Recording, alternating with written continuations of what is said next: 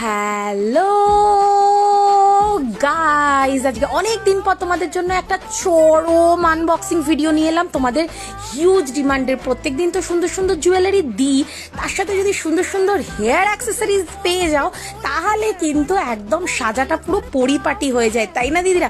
তো তোমাদের হিউজ ডিমান্ডে নিয়ে চলে এলাম প্রচুর প্রচুর প্রচুর হেয়ার অ্যাক্সেসরিজ।